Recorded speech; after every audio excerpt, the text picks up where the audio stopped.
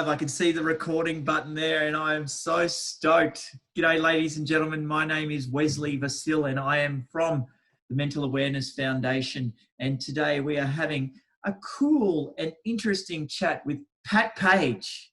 Hey Wes. Who I did think was Clark Kent for some reason earlier in the day. Man, that is, but I don't know why it reminded me, but he is a Superman in this industry of mental health. Pat Page is from Career Development Centre, and actually CDC, as we call it, has actually come on board as a partner and with the Mental Awareness Foundation, and they are actually helping us with mental health resources, particularly through this interesting time that we're going through. But we thought we'd just, introduce Pat and the team, even though the team's not there today, but Pat himself from CDC. But mate, listen, how did CDC get started, and what is CDC? Yeah, good question. It sort of fell together without us even really trying in the end. So it started as a career development centre, which is still our company name. And it really happened when four of us all sort of came together, driven by our CEO, Sally. So Sally had a passion for career development, career counselling, mentoring and guidance. She merged with Tina, who they previously worked together at an RTO. And Tina's background is mental health first aid, online programs. So they sort of joined forces. I joined forces from more a digital and marketing backgrounds. Mm-hmm. And then Amy came in, who runs administration and accounts and keeps us sort of all together. So four very different people all sort of sat down, just started saying, right, we want to put something together. And as all small businesses do, we started in one direction and very quickly sort of grew and evolved into an organisation which sort of moved into more mental health services. Mm-hmm. As we progressed, purely because that's sort of where the market took us. Yeah. We were running mental health first aid courses from the outset, but the demand was so strong from companies to grow mental health and have more programs and services that we really just kept evolving into mental health training services programs and still career development courses and programs as well. So I guess you make a focus on providing that mental health training for small businesses or medium businesses or anything like that. That's been your development, focus with CDC. Yeah, it really started with mental health first aid. So we're very lucky to have Tina, who's a principal master trainer. So that's it's pretty much as senior as you can get in terms of mental health training. Through running that course, often we would meet people from organisations, here in Queensland and across Australia, who were really asking us to provide more. So we started then creating online programs. We've got mental health inductions as an early awareness piece. We started providing workshops.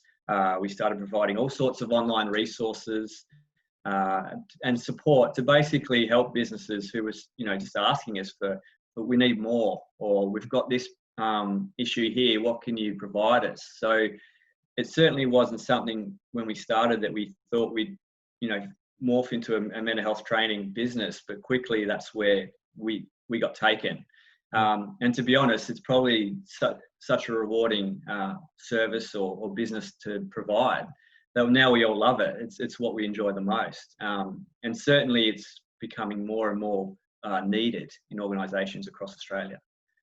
I guess, mate, and that probably leads into the next question. Like, why is it really important that a business, focus on a solid mental health work plan or workplace or programs? Why is it important for a business to do that?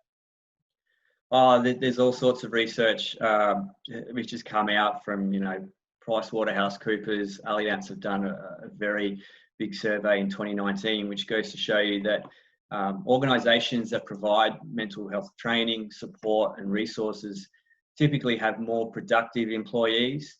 They have employees which are more likely to have synergy and energy and want to stay with the business. Yes. There's less time away from the workplace for those businesses that provide that sort of training and programs and assistance. So generally, you just get happier workplaces. Employees want to turn up. They're less likely to leave. Better work gets done.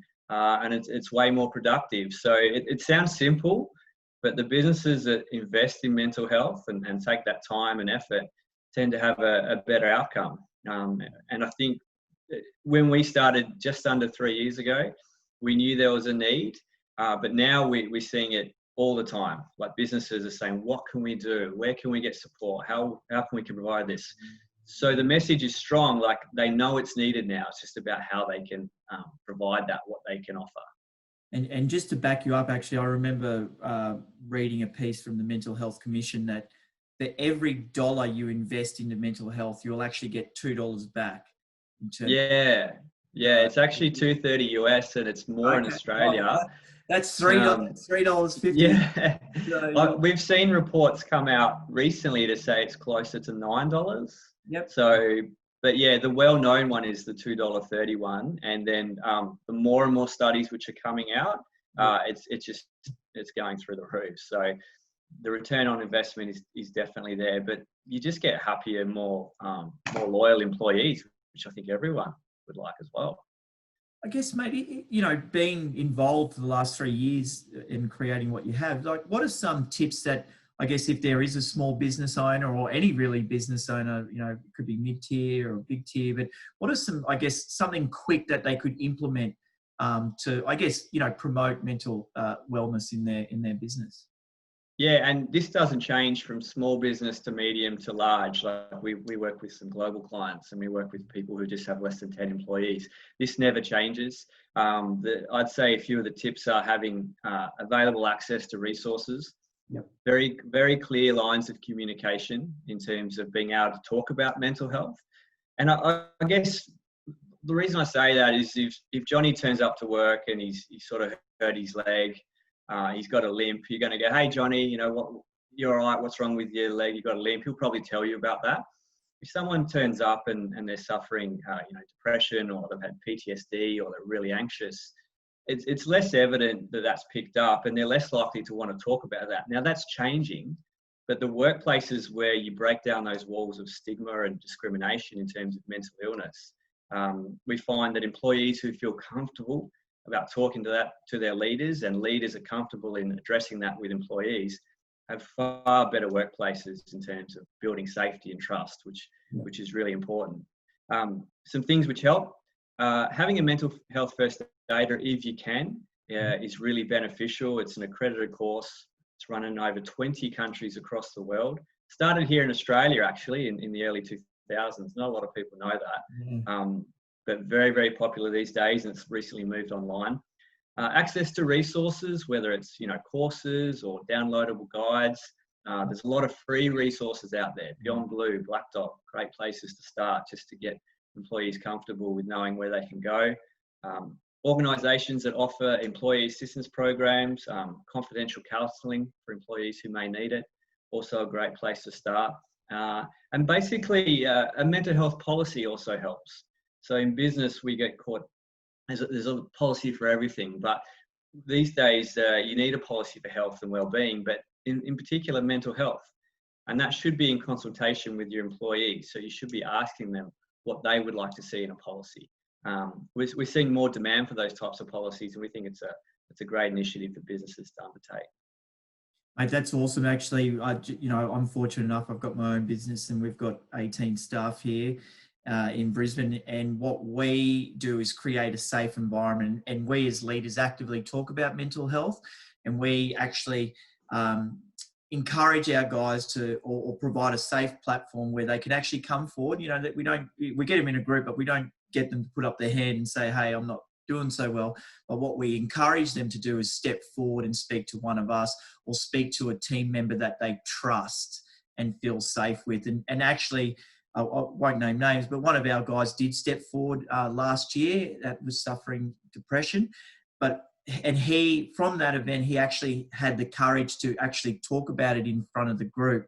And it was amazing, and this guy, he's ex-army, he's sort of been in the boys club for a while. And it was really, it's just beautiful to see a person be vulnerable and to share that experience. And it shocked a few people, because I think we think that it doesn't happen to certain people or certain types.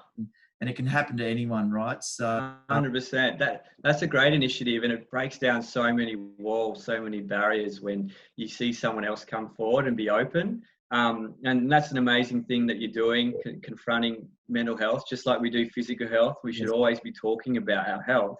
We shouldn't be afraid to speak up. And I swear to God, as soon as one person speaks up, it can really just help lower that barrier so other people feel comfortable. Yeah. Yeah, absolutely. Yeah. What are some signs of, I guess, poor mental health in the workplace? Or is there something that, people could look out for, or perhaps they can observe? What are some of the, I guess, the not so great signs? Look, it does vary considerably, individual to individual. I think, when you see someone withdrawing from a group, that can be a sign, especially if they're normally quite an extroverted or social person. Continual times away from the workplace or their peers. And there's different ways to approach that in terms of asking people, are you okay? Is there anything you can help with? But just really key signs if someone's withdrawing, not communicating like they used to, seems overly agitated about things that never normally used to bother them. And we all get stressed at work, and especially this year. It's like a year like no other. But if you're seeing a really adverse reaction to how someone would normally hold themselves, it might be time to have a confidential discussion, normally away from other people if you can, in a quiet place, even out of the workplace if that helps. You might catch them on a lunch break in the car park, and just say, hey, is there anything I can do? I notice you're not yourself. Anything we can talk about, and let them sort of come to you. But as we say, it never hurts to ask, are you okay? Well said, mate. You've stepped in a few businesses, or Sally and the team members, and they've probably talked about businesses that are doing it well. What's a sign of a good mental health workplace? What stands out for you? Definitely clear communication. Definitely where the lines are open from the CEO to the intern. If you can have transparent, open lines of communication where you don't feel judged, you're not afraid to speak up, you actually feel comfortable addressing mental health in your workplace, then you're definitely on the path to creating a mentally well workplace. Because as soon as you have that low barrier where people can communicate freely about health and well-being, it's amazing. Of course, there's the businesses which provide well-being, like personal training or gym memberships, which is really, really good.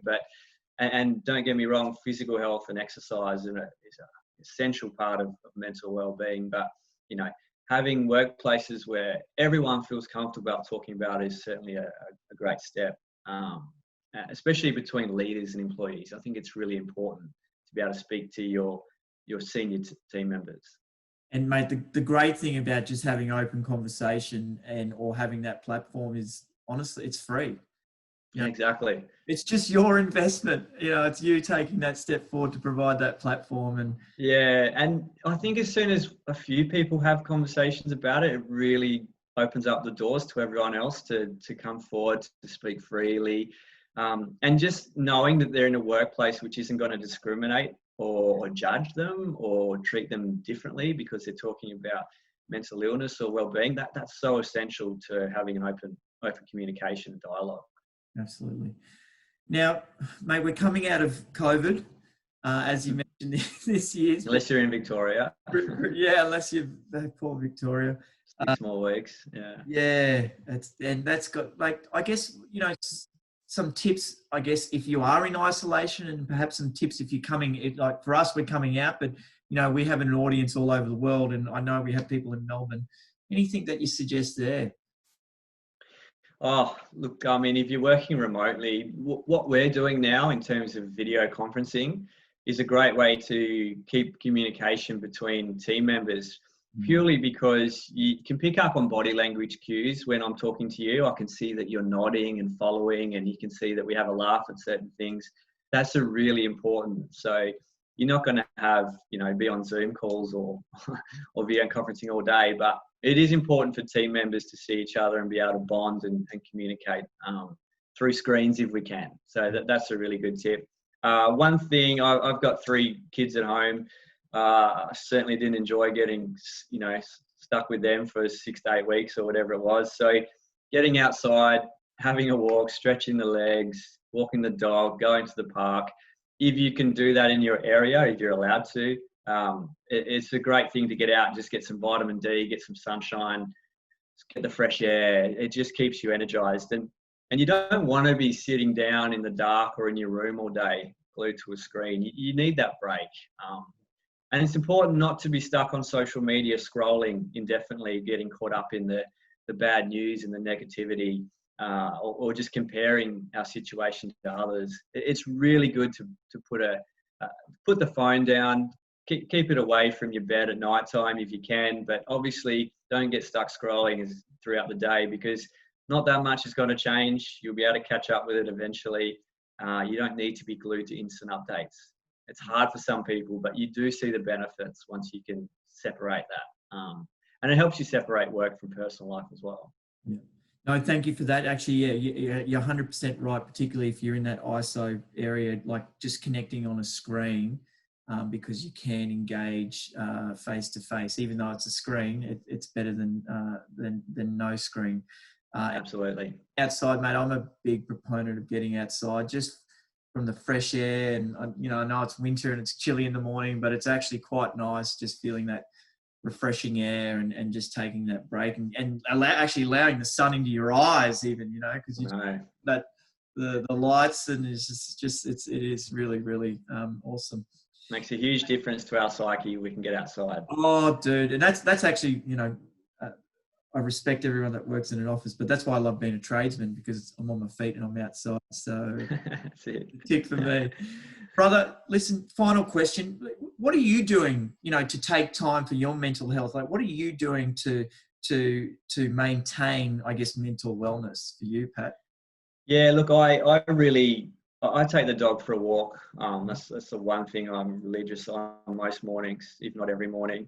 I started running during our hardest lockdown periods. Now, I've never been a big runner, but I just had to get out and clear my head. And I found that running was the main way I could do that. So I've actually kept that up. I found it quite enjoyable. It's sort of like my meditation time. And, it's hard at first. It's hard. You sort of start slow. You might do a couple of Ks, build it up. But I needed that release. It had to be something which got the heart rate going, had to be something which cleared my head and was away from screens. And then that sort of ticked 3 boxes. I think the other thing is just be really grateful, especially if we live in Australia for what we have. There's a lot of negativity in the world at the moment. There's a lot of places doing it really, really hard. I think we should be grateful, especially here in Queensland, but Australia, that we are in a beautiful country. Things aren't as bad as other parts of the world. We should just be really grateful that it sucks at the moment for some areas, but I'm sure we'll get through it. We've got through it once, and I'm sure we'll do it again. And, we live in an amazing place, and we should be so thankful for that in terms of what we've got. And if ever there was a country to be locked down in, I think we're in one of the top few, to be honest. Oh, mate, if not the best country. I totally agree. Mate, a question without notice. You mentioned 3 kids. So I know we've got probably a lot of people here watching that have got, kids, not necessarily 3. But, mate, you dealt with that with, I guess, the pressure of kids or home life and then work, and or have by sort of doing your morning walk and your running, has that sort of allowed you to deal with the challenges of having 3 kids at home? Yeah, I think it's important to understand that the kids, I've got 2 in school and sort of 1 under 12 months, that they don't understand what's going on like we do. So when they got told that they couldn't go to school for the best part of term 2, they know there's a coronavirus, they're picking up on things, but they don't understand what that is and what that means. So we need to see things from their perspective, make sure they're still having fun, they're enjoying life, that things aren't too radical for them. So I found I had to break my days up into segments. I wake up early, feed the dog. I used to get a lot of work done in the morning. Then I apply a lot of time to the kids, and that's the middle part of the day. And then I would jump back in the late afternoon and do some more work. So instead of trying to sort of do a little bit of both, I would just break it into segments. And Yeah, I've got a very understanding partner too, who's amazing, which allowed that to happen. But yeah, I found the days where I was trying to be everything to them and then everything to work was achieving nothing. The days where I sort of broke it into blocks, it took me a while to learn that. I certainly got more done. And the kids got used to sort of knowing that when I was done, I could focus on them. They could terrorize me, and then it was sort of, I had to get back into it later on. Yeah, it hasn't been easy for anyone, but yeah. No, mate, I don't have kids, so I can't really comment. However, mate, I really appreciate that segment, because you're right. If you are home, dedicate a couple of hours so that you get that knocked out. You don't feel bad, and sometimes I think we can get distracted by doing a little bit here and then a little bit there, and diluted. Achieve nothing. So yeah. With that said, mate, thank you from the Mental Awareness Foundation. CDC have, which we're posting soon. It's coming soon. Some resources that you have, that your awesome organisation has created for us, talking about anxiety and depression and whatnot. And it's a big help for us. But at the end of the day, we are in the same message of suicide prevention and just wanting to help people. And if you are watching this, please like and share. If you are watching this and you need some assistance, please reach out to someone that you feel safe with, or if you're rural, call Lifeline. But please just take that step, because your life's worth saving, and we appreciate everything that you guys are doing. Everyone does. Couldn't agree more. You guys are doing an amazing thing. We were at the walk last year. It was amazing. If ever there was a year to get out and walk, and sort of talk about the year that's been, and get outside and just enjoy going for a beautiful walk. 2020 is the year to do it. So I hope the walk's as successful this year as it has been. It's a lot of fun. Yeah. Well, it's definitely happening Sunday, the 11th of October. It's going to be a virtual walk and a physical walk. Just in terms of numbers of the physical work, we're still figuring that out, waiting for council. But it will be happening. So, and you can register. We need to raise funds for amazing charities. But I was going to say Clint Clark. We'll leave it there. But Pat Payne, Superman, mate, thank you very much for your time, brother. It's been awesome. And I'll run into you soon, no doubt. And thank you. If you're watching this, please like and share. Oh, actually, while I've got you, where can we find CDC? careerdevelopmentcentre.com.au, on Facebook and Instagram as well. And we've got a subdivision, mentallywellworkplaces.com.au, where we host a lot of our e-learning courses and online resources. So both of those will sort of direct you to what we've got. Bloody brilliant. Son, you have a good afternoon. Thank you, mate. Good luck with those 3 kids this afternoon, and we'll talk soon. Thanks, Wes. Have a good one. Bella. Hooroo. Bye.